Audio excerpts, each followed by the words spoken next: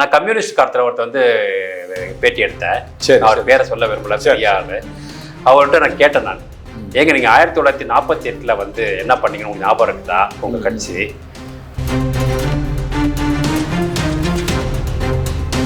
ஓ, அந்த ஏரியா யாருடைய area sir? உங்களுக்கு நல்லாவே தெரியும்.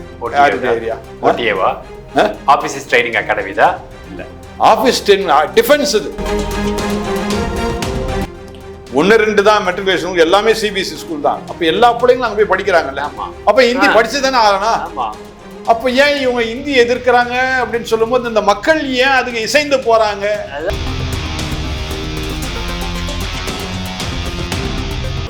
சார் வணக்கம். வணக்கம். நம்ம ரொம்ப வருஷத்துக்கு அப்புறம் சந்திக்கிறோம். ஆமா சார், பல வருஷம் ஆயிடுச்சு 2 பேரும் ஒன்னா பார்த்து. நீங்களும் ரொம்ப பிஸி ஆயிட்டீங்கன்னு நினைக்கிறேன்.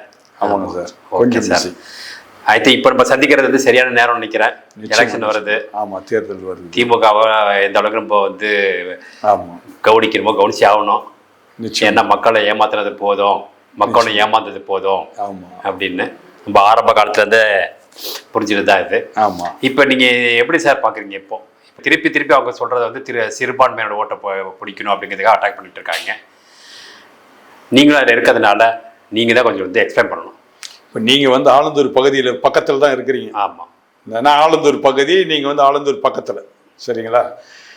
உங்களுக்கும் தெரியும் அங்கே உள்ள சிச்சுவேஷன் என்ன, நம்ம ஏரியாவுடைய சிச்சுவேஷன். நம்ம வந்து தமிழ்நாடு முழுக்க பேசுறதை காட்டிலாம் இன்னும் ஒரு பகுதியை பேசினாலே சொல்லுவாங்க இல்லையா, ஒரு பானை சோத்துக்கு ஒரு சோறு பதம். அந்த மாதிரி ஒரு பகுதியை பற்றி பேசினாலே நல்லா தெரிஞ்சிடும். அருமையான தாமு அன்பரசன் உங்களுக்கு நல்லாவே தெரியும். அதாவது திமுகவில் வந்து திரும்ப திரும்ப வெற்றி அடைஞ்சவர் ஒரு தொகுதியிலன்னு சொன்னால் அது தாமு அன்பரசனை தான் இருக்கும், டாக்டர் கலைஞருக்கு பிற்பாடு. அதனால அப்படியாப்பட்ட தாமு அன்பரசனை 4.5 வருஷத்துக்கு முன்னாடி என்ன சொன்னார்னா, சிறுபான்மையர்களுக்காக கல்லறை தோட்டத்தை ஏற்படுத்தி கட்டாயம் நான் தருவேன். இதுதான் ஒவ்வொரு தேர்தலையும் அவர் சொல்ற வாக்குறுதி. ஆனா ஒவ்வொரு முறையும் எப்படி தப்பிச்சுக்கிட்டாருன்னா, என்ன சொன்னாரு பாருங்க, இது எங்க ஆட்சியார் தான் செய்திருப்பேன், நான் ஒரு எதிராளி ஆயிட்டேன், நான் எதிர்கட்சி ஆளாயிட்டேன், நான் ஆட்சியில நேரத்தில் ஒன்றும் செய்ய முடியாது அப்படின்னாரு. இப்ப 4.5 வருஷம் ஆயிடுச்சு, இடம் கூட காட்டல சார். அதை விட ஒரு தமாஷை, மக்களை சந்திச்சாரா? மக்களை வந்து ஒரு இடத்துல வந்து சந்திப்பாரு. நம்ம ஆதம்பாக்கம் இருக்கு இல்லையா, ஆதம்பாக்கம் அந்த ஒரு அசோசியேஷன் ஒன்று இருக்குது, அதில் எங்கள் அண்ணன் தான் தலைவன். ஓகே, எங்கள் அண்ணனும் அவரும் ரொம்ப டியர் ஃப்ரெண்டு. அதனால அடிக்கடி அங்கே மட்டும் அந்த அசோசியேஷன் மட்டும் அடிக்கடி வந்துட்டு போவார். இப்போ நான் இன்னொரு விஷயத்த உங்களுக்கு கட்டாயம் சொல்லணும். உங்களுக்கு அந்த நம்ம சென்ட் தாமஸ் மவுண்ட்ல சென்ட் பீட்டர் ஸ்கூல்னு ஒன்று இருக்கு, தெரியும் இல்லை? தெரியும், கொஞ்சம் மேட்டில் இருக்கும். இல்ல மேட்டில் இல்லை சார், மெயின் ரோட்ல, ஜிஎஸ்டி ரோட்ல. ஓகே, அந்த மெட்ரோ, நங்கநல்லூர் மெட்ரோ இருக்குது, அது பக்கத்துல இருக்குது அந்த ஸ்கூல். அது அந்த தெருவுல போனா தாசில்தார் ஆபீஸ் கூட இருக்குது. நீங்க அந்த பகுதி ஆளுனால உங்களுக்கு நான் சொல்றேன், உங்களுக்கு கட்டாயம் தெரியும். இப்போ அந்த பீட்டர் ஸ்கூல் பின்னாடி இவர் என்ன பண்ணிட்டாரு, தாமு அன்பரசன் என்ன பண்ணிட்டாரு, செங்கல்பட்டு கலெக்டரேட் வந்து ஒரு ஆர்டர் வாங்கிட்டாரு, கல்லறைக்குன்னு ஒதுக்குறேன். அந்த ஏரியா யாருடைய ஏரியா சார்? உங்களுக்கு நல்லாவே தெரியும். யாருடைய ஏரியா? ஓடிஏவா? ஆஃபீஸர்ஸ் ட்ரைனிங் அகாடமி தான். இல்ல, ஆஃபீஸ் டிஃபென்ஸ். இது டிஃபென்ஸ், அவ்வளவுதான். டிஃபென்ஸ் ஏரியாவை எப்படி ஒரு மாவட்ட கலெக்டர் வந்து இந்த இடத்த வந்து நீங்க வந்து கல்லறைக்காக நாங்க ஒதுக்குறோம்னு எப்படி ஒரு கலெக்டர் கொடுக்க முடியும்? முடியுமா? எனக்கு தெரியல சார். முடியாது. இல்ல, எனக்கு தெரியல, உங்களுக்கு தெரிஞ்சா சொல்லுங்க. கண்டிப்பா முடியாது. அதில் இப்போ இந்த ஈவன் நம்ம வந்து செக்ரட்டரி கூட எடுத்திங்கன்னா, இதுக்கு நம்ம அசம்பிளி கூட பார்த்தீங்கன்னா ஆரிமோட இடம் தான், பட் அது டிசிக்கு தான் இருக்கு. யாரும் அதை வாங்கவோ இதுவோ பண்ண முடியாது. இதெல்லாம் வந்து எல்லாருக்கும் தெரிஞ்ச விஷயம். சிறுபான்மையர்னா வந்து என்ன சொல்லுவாங்க, இந்த எடக்கு நாட்டான்னு நினச்சிக்க வேண்டியது ஒன்று இல்லை. அது மக்கள் புரிஞ்சுக்க, நீங்க புரிஞ்சிருக்கீங்க. ஆமா, நம்ம தமிழ்நாட்டில் பல சிறுபான்மையர் ஒன்றும் புரிஞ்சிக்கல. அவங்கள கேள்வியே கேட்டுட்டோம் நம்ம, உங்களுக்கு அவங்க என்னதான் செய்தாங்க அப்படின்ட்டு. இப்ப நீங்க நல்ல விளக்கமா சொல்லிட்டீங்க. பேச்சோட பேசாதான் இருக்க தவிர எதுவும் செயல்பாடுல இல்ல, எதுவுமே இல்ல. புரிஞ்சுக்க மாட்டேங்கிறாங்களே, ஏன் அப்படி? எதுவுமே இல்ல. மக்கள் ஏன் புரிஞ்சுக்க மாட்டேறாங்க எனக்கும் விளங்க மாட்டுது. அதாவது என்ன நினைக்கிறாங்கன்னா, இப்ப நான் பிஜேபி சார்ந்த நான் பேசுறேன்னு வச்சுக்கிடுங்க, அதுவும் ஒரு மதம் சார்ந்த கட்சி அப்படின்றாங்க. அந்த மாதிரி நான் என்ன கிடையாது. இல்ல சார், நான் என்ன கேட்கறேன், மதமே சம்மந்தம் இல்லாத கட்சின்றாங்க. ஆனா துர்கா ஸ்டாலின் மட்டும் கோயில் கோயிலா சுத்திட்டு இருக்காங்களே, அது ஒண்ணு. அதே மாதிரி இவங்க வந்து முஸ்லீம் லீக் அப்படிங்கிற ஒரு கட்சியோட கூட்டணி வச்சிருக்காங்க. அந்த கட்சியிலேயே மதம் இருக்கு, அந்த கட்சியிலேயே மதம் இருக்குது. அதை எப்படி அவங்க வந்து மக்கள் எப்படி அது மக்கள் இப்படி சொல்றாங்க, ஒண்ணுமே புரியல. அது எனக்கு அதை விளங்காத ஒரு புதிரா இருக்குது. நம்ம காலத்துல 67ல இருந்து 76 வரைக்கும் நான் ஏமாத்திட்டாங்க. அப்ப வந்து இன்ஃப்ராஸ்ட்ரக்சர் கிடையாது, மீடியாஸ் கிடையாது. இன்னைக்கு எல்லாமே இருக்கு, எஜுகேஷன் இருக்கு, குவாண்டம் வரைக்கும் போயிட்டோம். இன்னும் மக்கள் மட்டும் மாறாம இருக்காங்கல்ல, அது எப்படின்னு தெரியல. இது எப்படின்னா ஒரு குடும்பத்துல வந்து இப்போ நீங்க உங்க குடும்பத்துல நீங்க தகப்பேன், என் குடும்பம் நான் தகப்பேன். தகப்பன் பேச்சை கேட்க மாட்டாங்களாம், பிள்ளைங்க பேச்சை தான் கேட்பாங்க. அந்த மாதிரி நிலைமையில இப்போ ஓடிட்டு இருக்குது அரசாங்கம். அதாவது சென்ட்ரல் கவர்மெண்ட் இருந்து தகப்பேன். ஆமா, அங்கந்தானே பணம்லாம் வருது. 4000 கோடியை வாங்கிக்கிட்டாங்க. வெள்ளம் வர்றதுக்கு முன்னாடி நாங்கள் எல்லாத்தையும் செய்யறோம்னு சொல்லி எங்க போச்சுன்னே தெரியல. ஆனா அவங்க ஒண்ணுமே செய்யலன்னு வேற சொல்றாங்க. ஒண்ணுமே செய்யலங்கிறாங்க. ஆனா மத்த மாநிலம் நல்லா செய்துட்டு தான் இருக்காங்க, நல்ல முன்னேறி எல்லாம் அனுபவிச்சுட்டு தான் இருக்கிறாங்க. பாருங்க இப்ப ஆந்திர பிரதேசத்துல ஆந்திர பாருங்க, சுந்தர் பிச்சை தமிழ்நாட்டை சேர்ந்தவர் பாருங்க, இங்க வர வேண்டியது எப்படி அந்த காலத்துல வரக்கூடாது பண்ணாங்களோ அதே மாதிரி இப்ப இதை பண்ணாம விட்டாங்க, அதே வேலையை பண்ணிட்டாங்க. அப்போ தமிழ்நாட்டுல என்ன நடக்குது? நான் என்ன நினைக்கிறேன்னா சார், இவங்க வந்து என்ன பண்றாங்கன்னா நல்லா பேச்சால மயக்கிறாங்க. அதாவது உங்களை ஏதாவது நீங்க ஒண்ணு பேசின போனீங்கன்னா உடனே அவங்களுக்கு வந்து பக்கவாதியம் பண்றதுக்கு தீக்கா இருக்குது, கம்யூனிஸ்ட் இருக்குது. இதை வச்சுட்டு என்ன பண்ணிடுறாங்கன்னா பரப்ப ஆரம்பிச்சிடுறாங்க. கரெக்ட். எதிர் பஸ் போய் சொல்லுங்க, கடைசியாக போய் நிக்கிறது எதுன்னு பாத்தீங்கன்னா பார்ப்பனம், நிக்கிறது சிறுபான்மையினர், இதேதான் போய் சொல்லிடுறது சனாதனம் அப்படிங்கிறது. நான் கம்யூனிஸ்ட் காலத்துல ஒருத்தர் வந்து பேட்டி எடுத்தேன், அவர் பேரை சொல்ல விரும்பல, பெரிய ஆளு. அவர்கிட்ட நான் கேட்டேன், நான் ஏங்க நீங்க 1948 வந்து என்ன பண்ணீங்கன்னு உங்களுக்கு ஞாபகம் இருக்குதா உங்க கட்சி அப்படி? நாங்க என்ன பண்ணோம் அப்படின்னாரு, இந்தியாவிலே சுதந்திர இந்தியாலேயே ஒரு கட்சியை வந்து பகிரங்கமா ஆயுத போராட்டத்தை அறிவிச்ச கட்சி எதுன்னு கேட்டேன். அதெல்லாம் பழைய காலத்துல பேசாதீங்க அப்படின்னாரு.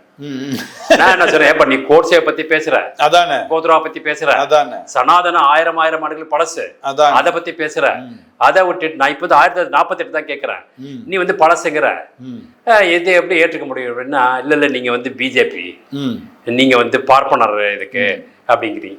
இதையே சொல்லி ஒரு 9 பாயிண்ட் அவங்க வச்சுக்கிறாங்க. நானும் பார்த்துட்டேன், நான் நல்லா ஆராய்ச்சி பார்த்துட்டேன். சனாதனம், பார்ப்பனம், சிறுபான்மையினர், ஓகே, கோத்ரா, கோட்ஸே, சாவார்கர், இப்படி ஒரு 9 வார்த்தைகளை வச்சுக்கிறாங்க. இதை மட்டுமே வச்சு ஆட்சி ஆடுறாங்க ஒரே கட்சி எது பார்த்தீங்கன்னா திமுக தான் அப்படின்னு என்னுடைய இது. நீங்க என்ன நினைக்கிறீங்க? நிச்சயமா அப்படிதான் சார். அதாவது இதை சொல்லி சொல்லி சொல்லி தான் மக்களை வந்து முட்டாளாக்கிட்டு இருக்காங்க, வேற ஒண்ணுமே கிடையாது. மக்களுக்கு நான் என்ன சொல்றேன் சார், இப்போ அந்த காலத்துல வந்து படிப்பறிவு குறைவு அதான் சொல்றாங்க. இன்னைக்கு வந்து ஒரு சராசரி குடும்பத்துல எல்லாருமே இன்ஜினியரிங் படிச்சிடறாங்க, இல்ல டாக்டர் படிச்சிடறாங்க, ஒண்ணு மெடிக்கல் ஆர் இன்ஜினியரிங் படிச்சிடறாங்க. இவ்வளவு படிச்சு ஏன் உனக்கு அறிவு இல்லை? இல்லை இப்போ இவங்க இப்போ ஹிந்தி வேணாங்கிறாங்களா, அதுக்கான ஒரு ஆதாரத்தோட ஏதாவது ஒரு நிரூபி, எதுக்கு வேணாம், ஏன் வேண்டாம்னு சொல்லணும். நீ நடத்துற ஸ்கூல்ல எல்லாம் ஹிந்தி இருக்குது, சன்ஷைன் ஸ்கூல்ல இருக்குது, எல்லாத்துலயும் இருக்குது. இது ஏன் அதை ஒரு ஏழைகளை மட்டும் ஏன் படிக்கக்கூடாது அப்படிங்க? கேந்திரா வித்யாலயா வந்து அப்பயே வந்துருச்சு, அதனால விட்டுட்டாங்க, ஒன்றும் பண்ண முடியல. பட் இவங்களும் நிறைய ஸ்கூல் சிபிஎஸ்சி ஸ்கூலுக்கு நடத்துறாங்க. இதே ஒரு ஏன் மக்களும் வந்து புரிஞ்சுக்க மாட்டேங்கிறாங்க, கேட்க மாட்டேங்கிறாங்க. இவங்களும் எந்த தைரியத்துல சொல்றாங்க இதுக்கான ஹிந்தி வேண்டாம் அப்படிங்கிறதுக்கான ஒரு ஆதாரத்தோட ஏதாவது நிரூபிக்க முடியுமா? எல்லாம் முடிச்சிருக்காங்களா? இப்போ இன்னொரு விஷயம் நான் சொல்றேன் சார். ஒரு காலத்துல நங்கநல்லூர் மடிப்பாக்கம் சிபிஎஸ்சி ஸ்கூல் வந்துச்சு. அப்போ யாருன்னா பார்ப்பனர்களுடைய பிள்ளைங்கள் தான் போய் படிச்சாங்க. இன்னைக்கு அங்க பார்ப்பனர் பிள்ளைங்களே இல்லை. உங்களுக்கும் தெரியும், எனக்கு தெரியும், ஏன்னா 2 பேரும் ஒரே பகுதியில் இருக்கிறோம். இன்னைக்கு நிறைய சிபிஎஸ்சி ஸ்கூல், அங்க 1-2 தான் மெட்ரிகுலேஷன், எல்லாமே சிபிஎஸ்சி ஸ்கூல் தான். அப்ப எல்லா பிள்ளைங்களும் அங்க போய் படிக்கிறாங்கல்ல, அப்ப ஹிந்தி படிச்சு தானே ஆகணும். அப்ப ஏன் இவங்க ஹிந்தி எதிர்க்கிறாங்க அப்படின்னு சொல்லும் போது இந்த மக்கள் ஏன் அதுக்கு இசைந்து போறாங்க? அதுதான் புரிய மாட்டேங்குது, ஒரு பெரிய கேள்விக்குறி. அதான் அப்போ எவ்வளவு முட்டாளா இருக்கிறாங்க இந்த மக்கள். அந்த காலத்துல தான் அந்த ரோட்ல போட்டு பேசினாங்க, எல்லாம் பண்ணாங்க. இன்னைக்கு எவ்வளவு சோசியல் மீடியா வச்சு சிந்திக்க போறாங்க, எல்லாம் படிச்சிருக்காங்க, அமெரிக்கா போறாங்க.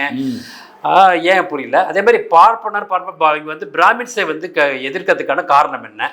சரி, அதே மாதிரி அவங்க குடும்பத்துல பார்த்து திமுக பாத்தீங்கன்னா பல மினிஸ்டர்ஸ், பல பெரிய பெரிய தலைவர்கள் எல்லாமே அவங்க குடும்பத்துல பெண் எடுத்திருக்காங்க. பாரதி ஆகட்டும், முரசொலி மாறன் ஆகட்டும், பாத்தீங்கன்னா தயாநிதி மாறன் எல்லாருமே எடுத்திருக்காங்க. இப்ப இங்க யார நீங்க ஏமாத்துறீங்க? இல்ல இன்னமும் எத்தனை காலத்துக்கு இந்த மாதிரி ஏமாத்தி ஓட்டு வாங்கி தமிழகத்தை முன்னேற விடாம இருக்க போறீங்க அப்படிங்கிறது நம்மளோட பெரிய கேள்வி. நாம வந்து அரசியல்வாதிகளை வந்து கேள்வி கேட்கறதுக்கு பதில் மக்களை தான் கேட்கணும். ஏன்னா இது சரியான நேரம். ஏன்னா நீங்க சொல்ற மாதிரி அரசியல்வாதி எது கேட்டாலும் அவங்க எருமாட்டுல மழை பெஞ்ச கதை தான். ஆனா மக்களுக்கு தான் அறிவு வேணும். அதான் இப்போ அதை தான் நம்ம சொல்ல இருக்கிறோம்.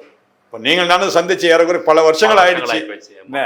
ஆனால் இன்னைக்கு நம்ம சந்திச்சு பேசும்போது நமக்கு என்ன எண்ணங்கள் வருது, மக்கள் நல்லா இருக்குன்னு தான் எண்ணங்கள் வருது தவிர நீங்க ஒரு அரசியல் நான் ஒரு அரசியல் பண்ண நினைக்கவே இல்லையே. நம்முடைய எண்ணங்கள் எப்படி இருக்குது, மக்கள் நல்லா இருக்கணும். அதே தான். இப்போ அடுத்த விஷயம் நீங்க பாத்தீங்கன்னா, இப்போ நம்ம வந்து இந்த ஹிந்தியை பத்தி பேசணும். அதுக்கப்புறம் பார்த்தீங்கன்னா எந்த ஒரு கொள்கையுமே பணத்தை வாங்கிற, இப்போ நேஷனல் எஜுகேஷன் பாலிசி வேண்டாங்கிறாங்க. வேணாம் நீ சொல்ற, அப்ப பணம் வேணுங்கிற, இது எந்த கான்ட்ராக்டியா இருக்கு. ஆமா. ஸோ ஒண்ணு பசங்களை படிக்க வை, ஏழைகளை படிக்க வை, அவன் பணம் தரேங்கிறான், ஆனா இவன் வேண்டாங்கிறான், பணம் கொடுக்கலங்கிறான். அது மாதிரி ஜிஎஸ்டி எல்லாத்துக்குமே எதிர்ப்பு இருந்தா எப்படி மாநிலம் முன்னேறும்? ஒன்றும் இல்லை சார், ஒரே ஒரு விஷயத்தை அடிக்கடி இப்போ என் ஃப்ரெண்ட்ஸ் குரூப்பில் எனக்கு போட்டாங்க. என்னென்னா, இந்த பெட்ரோல் பங்க் பெட்ரோல் போடுறோம், 1 லிட்டர் பெட்ரோலுக்கு 100 ரூபாய் சம்திங் சில்லறை வருது, ரைட்? இதில் வந்து தமிழ்நாடு டாக்ஸ் எவ்வளோன்னு பார்த்தா அதுதான் அதிகமாக இருக்குது. நான் என்ன சொல்கிறேன், அட்லீஸ்ட் தேர்தல் வருது, ஒரு 5 மாதம் இருக்குது, அதுல ஒரு 10 ரூபாய் குறைச்சா கூட மக்கள் வந்து அவர் பக்கம் போகும். கண்டிப்பா. இல்ல இப்ப அதுக்கு பெட்ரோலுக்கு ஜிஎஸ்டி கொண்டு வர வேணாம் அப்படின்னு சொல்லக்கூடிய ஒரே ஒரு மாநிலம் பாத்தீங்கன்னா அது இதுதான். ஆமா, இவன் தான் வேணாம், ஜிஎஸ்டி வந்து உங்களுக்கு டிராஸ்டிக்கா கம்மியா போகுது. ஆமா, அத வேணாங்கிறான். ஆமா. அதே மாதிரி நீங்க இப்ப வந்து இது ஒரு கலந்துரையாடல்ல மக்களுக்கு புரியணும் அப்படிங்கிறத நம்ம பேசுறோம். கிட்டத்தட்ட நம்ம 2 பேரோட வியூவும் ஒரே மாதிரி இருக்கு. பட் வந்து இது வந்து ஒரு கலந்துரையாடல் மக்களுக்கு புரிய வைக்கணுங்கிறதுக்காக தான் நம்ம பேசுறோம். ஸோ இன்றைக்கி நம்ம வந்து திமுக வந்து நம்மளை எப்படிலாம் மடையை மாற்றி வச்சிருக்கு மக்களை அப்படின்னா, நல்ல திட்டங்கள் எதையுமே வர விடாம நல்லது அத்தினியுமே இதெல்லாம் கெட்டது அப்படின்னு சொல்லி காமிச்சிட்டு இருக்காங்க. ஒரு பக்கம் அவங்க வளர்றாங்க சார், நல்லா வளர்றாங்க. ஒரு பக்கம் என்ன சார், அவங்க குடும்பம் எல்லாம் வளர்ந்துச்சு. ஒரு திமுக குடும்பம் வந்து அந்த திமுகல இருக்கிற தலைவர்கள் ஒரு குடும்பம் ரோட்ல இருக்குன்னு ஒருத்தரை காட்டுங்க. அந்த காலத்துல உங்களுக்கு ஞாபகம் இருக்கா இல்லையான்னு தெரியல, மீசாமா ஆபரகாம்னு இருந்தாரு, பாத்திருக்கீங்களா? சைக்கிள்ல தான் சார் இருந்தாரு, சைக்கிள்ல போட்டு ஓடு வீடு சார். கலைஞர் பார்த்து போனா போது அவர் வீடு கட்டி கொடுத்தாரு சார். அப்படி இன்னைக்கு அந்த மாதிரி யாரும் காட்ட முடியுமா சார்? நீங்க திமுகல உறுப்பினர் வரைக்கும் நல்ல காசு சம்பாதிக்கிறாங்க, நல்ல பணம் பண்றாங்க. இதுல வந்து யாரு திமுகவில் வந்து ரொம்ப நேர்மையானவனா ஓட்டு போடுறவங்க மட்டும் தான்.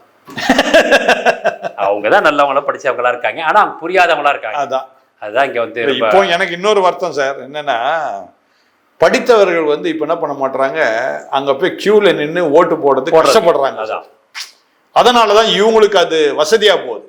பாமர மக்கள் என்ன பண்ணிடுறாங்க, ஒரு 1000 ரூபாய் கொடுத்து, அதான் 1000 ரூபாய் என்னமோ இவங்க சம்பாதிக்காத மாதிரியும், இவன் கொடுத்தாதான் இந்த 1000 ரூபாய் வச்சு வருஷம் ஃபுல்லா எவ்வளவு கேவலமானதாச்சு. ஏன் இந்த மக்களுக்கு இதெல்லாம் புரிய மாட்டேது? நான் என்ன சொல்றேன், 1000 ரூபாய் வாங்கிடுங்க, வேலை பார்க்கணும், 1000 ரூபாய் வாங்கிட்டோம் சார். ஏன்னா ஒண்ணு அவங்க வீட்டு பணத்தை அவங்க கொடுக்கல, வாங்கிட்டு 1000 ரூபாய் நீ ஏன் கொண்டு போய் அவனுக்கு வாக்க கொடுக்குற? அதான் நான் சொல்றது. கண்டிப்பா அதனால வரும் காலத்துல நம்ம சந்திப்போம் சார், சந்திப்போம். எப்படியாவது நம்ம மக்களுக்கு நல்லதை நம்ம சொல்லணும், புரிய வைக்கணும். வரும் தேர்தலில் திமுக அரசு வரக்கூடாது. அதுக்கு நம்ம என்ன இந்த மக்களுக்கு புகட்ட முடியுமோ, நல்லது சொல்ல முடியுமோ, நல்லது செய்ய முடியுமோ செய்வோம். சமுதாயத்துக்கு நல்லது செய்வோம். நன்றி. நன்றி சார், நன்றி சார், நன்றி.